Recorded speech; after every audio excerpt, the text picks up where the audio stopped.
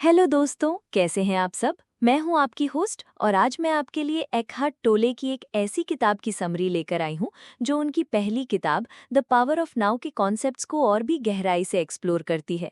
The power of now में हमने सीखा था कि हमारा दुख इसलिए है क्योंकि हम हमेशा पास्ट और फ्यूचर में जीते हैं और अब को इग्नोर करते हैं। पर अ न्यू अर्थ में टोले बताते हैं कि इससे भी गहरा एक कारण है हमारे दुख का, और वो है हमारा ईगो यानी अहंकार। टोले कहते हैं कि इंसानियत एक ईगोइक स्टेट ऑफ कॉन्शियसनेस में फंसी हुई है। हमारा दुख, हमारे रिश्तों के कॉन्फ्लिक्ट्स, दुनिया में होने वाले युद्ध, पर्यावरण की तबाही, इन सब की जड़ हमारा ईगो है। ईगो कोई ऐसी चीज नहीं है जिसे हम कंट्रोल करते हैं। ईगो ही हमारी लाइफ का ड्राइवर बन गया है बिना हमारे जाने। ईगो का मतलब है वो आय या मैं की वो झूठी पहचान जो हमने अपने थॉट्स, अपनी पोजेशंस, अपने रोल्स, अपने स्टेटस, अपने पास्ट और अपनी अचीवमेंट से बनाई है। ईगो हमेशा ज्यादा चाहता है, ज्यादा पैसा, ज्यादा तारीफ, ज्यादा पावर, ज्यादा पोजेशंस। ईगो हमेशा डेफिशिएंट फील करता है। उसे हमेशा लगता है कि उसमें कुछ कमी है और उस कमी को भरने के लिए वो हमेशा बाहर की चीजों के पीछे भागता है, पर वो कमी कभी भरती नहीं। ईगो का सबसे बड़ा काम है आइडेंटिफिकेशन यानी पहचान। ईगो हमेशा खुद को किसी न किसी चीज से जोड़ लेता है। जब आप अपनी सोच से जुड़ लेते हैं, यानी सोचते हैं मैं मेरे थॉट्स हूँ, या अपने पोजेशन से मैं मेरी गाड़ी हूँ, या अपने रोल से मैं एक सक्सेसफुल बिजनेसमैन हूँ, या अपने दुख से मैं एक दुखी इंसान हूँ, तो आप अपनी ईगो को मजबूत करते हैं। और जब आप इस ईगो से जुड़े होते हैं तो आपको डर, चिंता और दुख महसूस होता है, क्योंकि ये सब चीजें अनिश्चित हैं, वो बदल सकती हैं, वो चली जा सकती हैं, और जब वो जाती हैं तो आपको लगता है कि आपने खुद को खो दिया। किताब का कोर मैसेज ये है कि हमें इस ईगोइक स्टेट ऑफ कॉन्शियसनेस से जागना होगा। हमें अपने ट्रू सेल्फ को पहचानना होगा जो इस ईगो से परे है। ये ट्रू सेल्फ हमारी असलियत है, वो कॉन्शियसनेस जो सब कुछ ऑब्जर्व करती है, जो हमेशा शांत, कंप्लीट और जुड़ी हुई होती है। जब हम इस ट्रू सेल्फ को जागृत करते हैं तब हम एक नई धरती बना सकते हैं जहां दुख और कॉन्फ्लिक्ट कम होंगे। ये किताब बताती है कि इंसानियत एक एवोल्यूशनरी क्राइसिस से गुजर रही है। या तो हम अपने ईगोइक माइंड की वजह से खुद को बर्बाद कर लेंगे, या फिर हम इस स्पिरिचुअल अवेकनिंग को एक्सपीरियंस करके एक नया रास्ता चुनेंगे। चलो, इस किताब के मुख्य कॉन्सेप्ट्स को डिटेल में समझते हैं। पार्ट 1, द ह्यूमन प्रिडिकमेंट, ईगो का राज, इंसान की दुविधा, अहंकार का राज। एकहार्ट टोले इस किताब में बहुत ही गहराई से बताते हैं कि हमारा ईगोइक माइंड कैसे काम करता है और कैसे हमें सफ़र कराता है। The voice in the head, हमारा दिमाग हमेशा चलता रहता है, हमेशा कुछ ना कुछ बोलता रहता है। ये the voice in the head है, ये वॉइस हमारा ईगो है। ये हमेशा जजमेंट करता है, कंपेयर करता है, कंप्लेन करता है और पास्ट और फ्यूचर के बारे में सोचता रहता है। जब हम इस वॉइस को सुनते रहते हैं और उस पर विश्वास करते हैं तो हम अपने ईगो के गुलाम बन जाते हैं। The content and structure of ego, अहंकार की सामग्री और संरचना। ईगो का कंटेंट वो चीजें हैं जिनसे हम खुद को जोड़ते हैं, जैसे मेरी कार, मेरी डिग्री, मैं सक्सेसफुल हूँ। ईगो का स्ट्रक्चर वो तरीका है जिससे ये कंटेंट को यूज करके खुद को स्पेशल या अलग फील कराता है, जैसे दूसरों से तुलना करना, हमेशा सही साबित होने की कोशिश करना। द आइडेंटिफिकेशन विद पोजेशंस, कब्जे से पहचान। हम अक्सर अपनी खुशी और अपनी आइडेंटिटी को अपनी पोजेशन से जोड़ लेते हैं। हम सोचते हैं मैं कितना खुश रहूंगा जब मेरे पास ये होगा, पर जब वो चीज़ मिल जाती है तो उसकी खुशी टेम्पररी होती है, और जब वो चली जाती है तो हम दुखी होते हैं, क्योंकि ईगो ने खुद को उस चीज़ से जोड़ लिया था। The identification with thought forms, विचार रूपों से पहचान। हम सोचते हैं कि हम हमारे थॉट्स हैं, पर थॉट्स तो आते जाते रहते हैं। जब हम अपने आप को अपने थॉट से जोड़ लेते हैं तो हम अपने ईगो के गुलाम बन जाते हैं। The egos need to be superior, अहंकार की श्रेष्ठ होने की आवश्यकता। ईगो हमेशा दूसरों से बेहतर या ज्यादा स्पेशल फील करना चाहता है। यही वजह है कि कॉम्पिटिशन्स, लड़ाइयाँ और आर्ग्यूमेंट्स होती हैं। अगर कोई दूसरा सफल होता है तो ईगो को बुरा लगता है, क्योंकि उसे लगता है कि वो कम पड़ गया। The ego search for wholeness, अहंकार की पूर्णता की खोज। ईगो हमेशा कंप्लीट फील करना चाहता है, क्योंकि उसे लगता है कि उसमें कुछ कमी है, पर ईगो इस कमी को बाहर की चीजों में ढूंढता है और इसलिए वो कभी भरती नहीं। सच्ची पूर्णता अंदर से आती है। द रूट ऑफ अनहैप्पीनेस, दुख की जड़। टोले कहते हैं कि हमारा दुख इसलिए है क्योंकि हम लगातार अपने ईगो के शोर में जीते हैं। हम अपने बीइंग से डिस्कनेक्ट हो जाते हैं। हम हमेशा फ्यूचर में जीते हैं, ये सोचते हुए कि मैं तब खुश रहूंगा जब, पर वो तब कभी नहीं आता। हमारा दुख टाइम से जुड़ा है, पास्ट के पछतावे और फ्यूचर की चिंता। ईगो ही टाइम का क्रिएटर है। पार्ट 2, अवेकनिंग, कॉन्शियसनेस का विकास, जागरूकता, चेतना का विकास। अब सवाल ये है कि इस ईगो के जाल से बाहर कैसे निकलें। टोले कहते हैं कि हमें अपने कॉन्शियसनेस, चेतना को जागृत करना होगा। हमारा ट्रू सेल्फ वो कॉन्शियसनेस है जो ईगो को ऑब्जर्व करती है। इस अवेकनिंग के लिए कुछ की स्टेप्स हैं। Number 1, presence. ये द पावर ऑफ नाउ का कोर है। प्रेजेंट मोमेंट में आओ।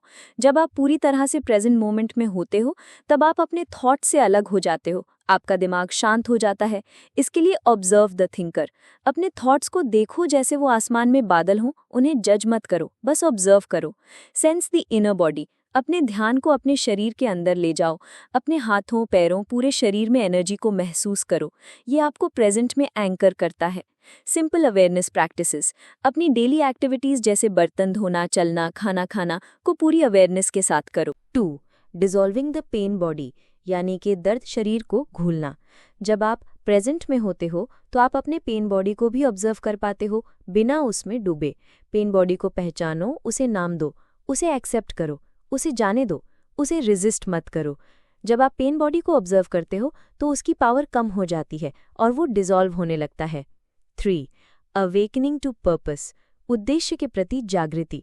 जब आप ईगो के जाल से बाहर निकलते हो तो आपको अपनी लाइफ का असली पर्पस मिलता है। ये पर्पस ईगो का कुछ अचीव करना नहीं है, ये पर्पस है बीइंग, ये अवेयरनेस कि आप यहाँ हो, आप इस यूनिवर्स का हिस्सा हो। ये आपके अंदर की पीस और जॉय है। आपका लाइफ्स पर्पस वो होता है जो आप करते हो पर आप उसे अचीव नहीं करते, ये आपकी इनर स्टेट है। 4, द ईगो एंड रिलेशनशिप, अहंकार और रिश्ते।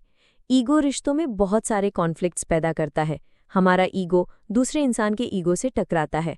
हम कंट्रोल करना चाहते हैं, हम हमेशा सही होना चाहते हैं। इसकी वजह से रिश्ते लव हेट रिलेशनशिप्स बन जाते हैं। Ending relationship drama. जब आप प्रेजेंट में होते हो तो आप अपने पार्टनर के ईगो को ऑब्जर्व कर पाते हो और उससे आइडेंटिफाई नहीं करते। आप उनके ड्रामा में शामिल नहीं होते। Unconditional love.